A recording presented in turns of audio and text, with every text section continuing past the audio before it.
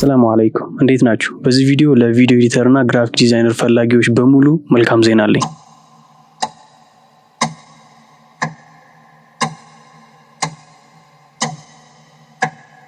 ቪዲዮ ኤዲቲንግ የጀመርኩት ከ6 ዓመት በፊት ነበር። ቆይ ከመጀመሪያው እንጀምር። ከልጅነት የጀምሮ ስልኮችን መጎርጎር በጣም ነበር የምወደው። ሻይ ቤት ነበረን። እዛ ሻይ ቤት የሚመጡ ሰዎች በሙሉ ስልክ ካላቸው መጀመሪያ ስልካቸው ለኔ ሰጠው ነው ምግብ የሚመገቡት። ምክንያቱም ካልሰጣቸው ብዬ ስለምጨቀጭቃቸው። እድሜ ወደ 14 15 እንደደረሰ አባቴን ስልክ ግዛልኝ እያልኩ መጨቃጨቅ ጀመርኩ። አባቴ ግን በተደጋጋሚ ይለኝ የነበረው ብር የሚታፈስ ይመስላል እንዴ ነበር። ግን በዛ ሰዓት ያለኝ አማራጭ አንድና አንድ ብቻ ነበር። በዛ ጊዜ ሳውዲ የነበረች አንድ አክስት ነበረችኝ። እሷ እንድትገዛልኝ ዱዓ ማድረግ ጀመርኩ። ዙሁር፣ አሱር፣ መግሪብ፣ ኢሻ፣ ሱብሂ ሁሉንም ስሰግድ ዱዓ አደርግ ነበር። አላህዬ አክስቴ ስልክ እንድትገዛልኝ አድርግ እያልኩ ለምነው ነበር። ሁሌም በምትደውልበት ሰዓት አፍ አውጥቼ ስልክ ግዢልኝ ብያት አላውቅም። ወላኪን የአላህ ተአምር 4 ዓመት አረብ ሀገር ቆይታ ስትመጣ ወላሂ ሳምሰንግ ስልክ ይዛልኝ መጣች። አስቡት፣ ስልክ ግዢልኝ ብዬ ሳልጠይቃት ገዝታ ይዛልኝ ስትመጣ፣ ያውም እኮ ለወንድሞቼም ለእህቶቼም ሳታመጣ ለኔ ብቻ ነበር ያመጣችልኝ። ያቺም ስልክ ሳምሰንግ ጋላክሲ J1 ትባላለች። የመጀመሪያ ስልኬ። አይ ኖ በጣም ትንሽ ስልክ ነች፣ ነገር ግን ጊዜው ሩቅ ነበር። አይ ቲንክ ከ6 ከ7 ዓመት በፊት ነበር። በዛ ሰዓት ከጓደኞቼ ሁሉ ስልክ ያለኝ እኔ ብቻ ሆንኩ። ኢንተርኔት ለመጠቀም ሲም ካርድ ያስፈልጋል። በሰዓቱ አባቴ 2 ሲም ስለነበረው አንዱን ሰጠኝ። ከዛ ግን ሁሉም ነገር የስልኬ ብቻ ሆነች። አስታውሳለሁ ለመጀመሪያ ጊዜ የጂሜል አካውንት የከፈተልኝ ታላቅ ወንድሜ ነበር። በዛች አካውንት ዩቲዩብ ሎጊን አደረኩ። ከዛም ዩቲዩብ ቪዲዮዎችን መኮምኮም ጀመርኩ። ከዛ ታሪኩን አጠር ሳደርገው ቪዲዮ ኤዲቲንግ በስልኬ መለማመድ ጀመርኩ። ያው ከዩቲዩብ እያየው ማለት ነው። ወላኪን እኔ ስልክ ላይ በጣም ፈጣን ተማሪ ነበርኩ። አካዳሚክ ትምህርት ላይ ሳይሆን ስልክ ላይ በጣም ጎበዝ ነበርኩ። ስልክ ላይ አንድ ነገር ካየው ጭራሽ አልረሳውም፣ ቶሎ ነው የሚይዘው። እናም ቀስ በቀስ ኤዲቲንግ በስልኬ በጣም ጎበዝ ሆንኩ።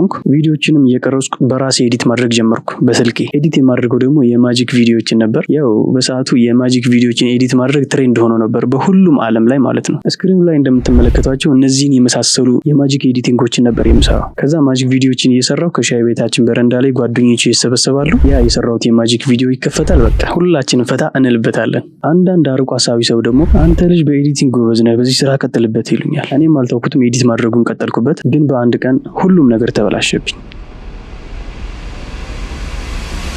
የሆነውን ላስረዳችሁ። በሰዓቱ የቴኳንዶ ተማሪ ነበርኩ እና የምርቃት ፕሮግራም ነበረን። የሚገራርሙ ፕሮግራሞችን አዘጋጅን፣ ስፓሪንጎችን ምናምን ማለት ነው። ከዛም ስልኬን ለእህቴ ሰጠኋትና የኔ ስፓሪንግ በሚጀምርበት ሰዓት ሪከርድ ታድርጊያለሽ አልኳት።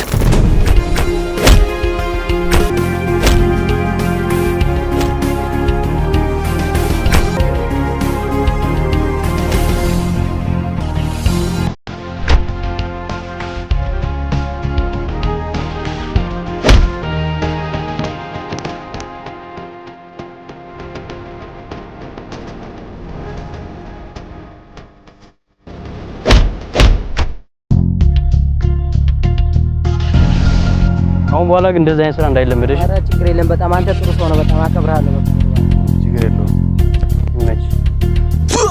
ላልተረዳችሁ ስፓሪንግ ማለት የቴኳንዶ ምርቃት ላይ የምናቀርበው ድራማ ነገር ነው። አንድ አክተር ይኖራል፣ ከሰዎች ጋር በሆነ ጉዳይ ይጣላሉ፣ ከዛም እነሱ ጋር ይፋለምና ያሸንፋል ምናምን። እንደዛ ነው አይዲያው። ሶ የኔ ስፓሪንግ ሲደርስ እህቴ ሪከርድ አስጀመረች ማለት ነው። ፕሮግራሙን ጨርሰን ከአዳራሹ ወጣን። እንደወጣንም እህቴን ፈልጌ ስልኬን ተቀበልኳትና ቪዲዮን ሳየው ግማሹ ብቻ ነው የተቀረጸው። ለምን ሙሉን አልቀረጽሽም ነበር ምናምን ብዬ ስጠይቃት ሚሞሪ ሞላና ተቋረጠብኝ አለችኝ። ኸይር እሺ በቃ ይሁን ችግር የለውም ግማሹም ቢሆን አንድ ነገር ነው ብዬ አለፍኩት። እቤት ሄጄም በኤዲቲንግ እብድ ያለ ቪዲዮ አደረኩት።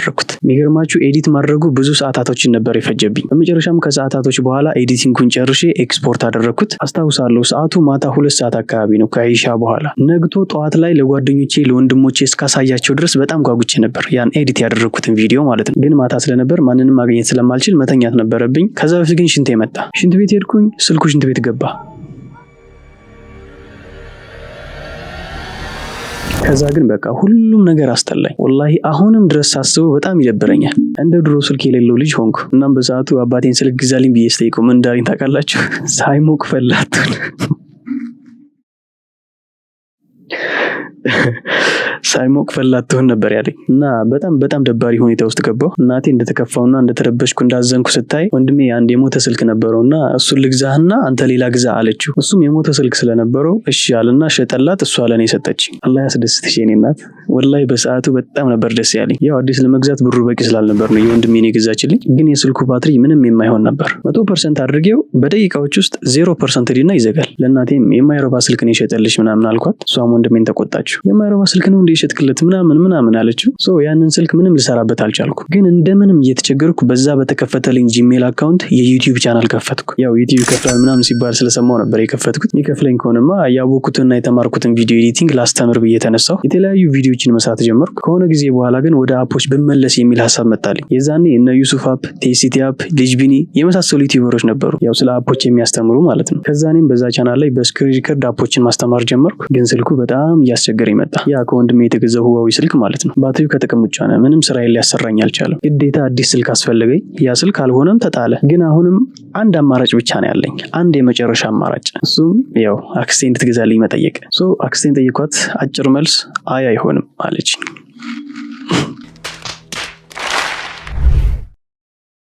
አሁን ሁሉም ነገር ተዘጋጋብኝ። ግን አክስቴን መጨቃጨቅ አላቆምኩም።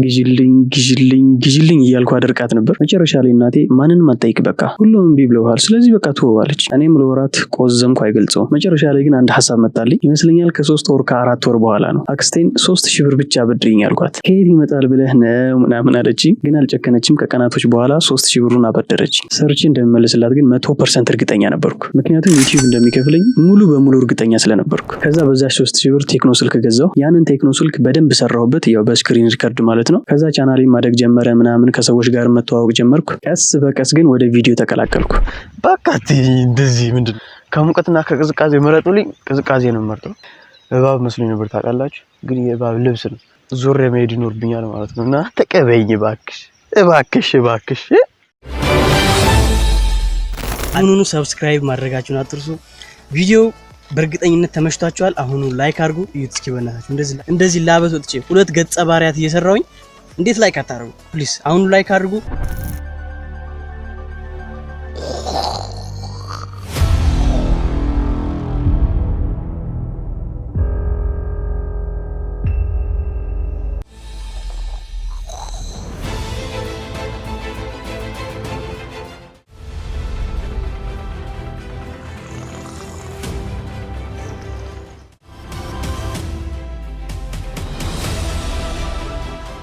በዛ በተመታ ቴክኖ ስልክ ብሎግ መስራት ጀመርኩ። ጥሩ ተቀባይነት እያገኘው ስለነበር መስራቴን ቀጠልኩ። ከዛ ደግሞ ሪአክሽን ቪዲዮ ወደ መስራት ገባሁ።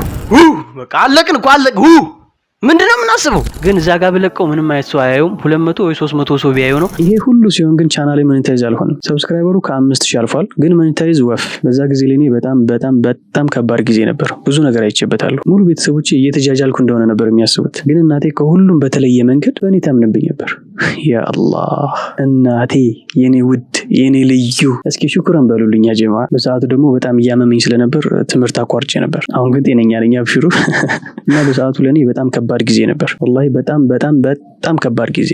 ብቻ እሱን እንተውና ከብዙ ልፋቶች በኋላ ሞኔታይዝ ሆንኩ። አልሐምዱሊላህ። አስታውሳለሁ ለመጀመሪያ ጊዜ ሞኔታይዝ ኦን ሳደርግ 5667 ሰብስክራይበር ላይ ነበርኩ እና ሞኔታይዝ ባደረኩ በ3 ወሩ አድሰንስ ተቀበሉኝ። የ3 ወሩን ደምረው የመጀመሪያ ደሞዜን ድፍን 12000 የኢትዮጵያ ብር ላኩልኝ። ባንክ ሄጄ ብሩ በእጄ እስኪሰጠኝ ድረስ አላመንኩም ነበር። ጭራሽ አላመንኩም። የዛኔ ወላሂ ደስታዬ ወደር አልፎ ነበር። ምክንያቱም ያ ክፍያ ለቤተሰቦቼ ዩቲዩብ እንደሚከፍለኝ ፕሩፍ ለማድረግ ግዴታ ያስፈልገኝ ነበር። እናም አገኘሁት። ከዛ ለእናቴ ሳሳያት በጣም ነበር ደስ ያላት። አባቴን፣ ወንድሞቼን፣ እህቶቼን ሁሉም ነገርኳቸው። ከዛች ቀን በኋላ ግን ምስጋና ለአላህ ሁሉም ነገር ተቀየረ። ስራ ሲኖር እንኳን እኔ ቪዲዮ እየሰራሁ ከሆነ ስራ ላይ ነህ በቃ እሺ ስራ ብለው ነበር የሚያልፉኝ። ልጆች ሲንጫጩ ምናምን ሙአዝ ስራ ላይ ነው አትረብሹ ምናምን ይባላል።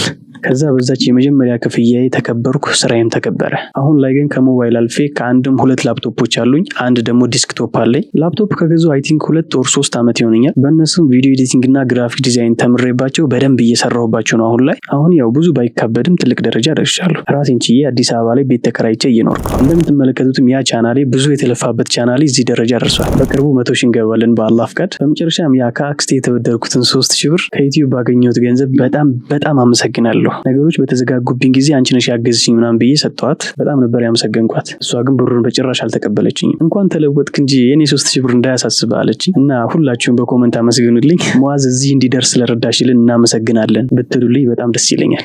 ይህ ሁሉ ከላይ ነው የነገርኳችሁ። ሁሉንም ዲቴል ብነግራችሁ ሜቢ ከመሀላችሁ የሚያለቅስ ሰው ይኖራል። ሜቢ ወላሂ በጣም ብዙ ከባድ ጊዜያቶችን አሳልፌያለሁ፣ ግን አሁን ሁሉም አልፏል አልሐምዱሊላህ። እና ምን ልላችሁ ፈልጌ ነው ትረስት ዘ ፕሮሰስ። በመጨረሻም ከቪዲዮ መጀመሪያ ላይ እንዳልኳችሁ ለቪዲዮ ኤዲተርና ለግራፊክ ዲዛይነር ፈላጊዎች መልካም ዜና ላይ ብያችሁ ነበር። እሱም ዩቲዩብ ልትጀምሩ ወይም ቲክቶክ፣ ፌስቡክ፣ ኢንስታግራም ልትጀምሩ አስባችሁ ወይም ደግሞ ጀምራችሁ በቪዲዮ ኤዲተርና በግራፊክ ዲዛይነር ከተቸገራችሁ እኔ ያለሁላችሁ ልላችሁ ነው። የቪዲዮ ኤዲቲንግና የግራፊክ ዲዛይን ስራ ከዛሬዋ ቀን ጀምሮ ለሰዎች መስራት ጀምሬያለሁ። ከዚህ በፊት ስራ የነበረው መጠው ለሚያናግሩኝ እንጂ እኔ እሰራለሁ ብዬ አስተዋውቄ አላቅም። ዛሬ ግን በይፋ ጀምሬያለሁ። ቪዲዮ ኤዲተርና ግራፊክ ዲዛይነር ለምትፈልጉ ቪዲዮአችሁንና ዲዛይናችሁን በጥራት ኤዲት አድርግላችኋለሁ። በቴሌግራም ሁሌም ኦንላይን አለሁ። በዛ በኩል ልታናግሩኝ ትችላላችሁ። ዩቲዩብ ተጀመር ጀምሮ እስካሁን ደቂቃ ድረስ አብራችሁ ለነበራችሁ ሁላችሁንም ከልብ አመሰግናለሁ። የዛሬው ቪዲዮአችንን እዚሁ ጋር እንጨርሳለን። ስለተመለከታችሁልኝ ከልብ አመሰግናለሁ። see you next time ወሰላሙ አለይኩም። والذين لا يشهدون الزور وإذا مروا باللغو مروا كراما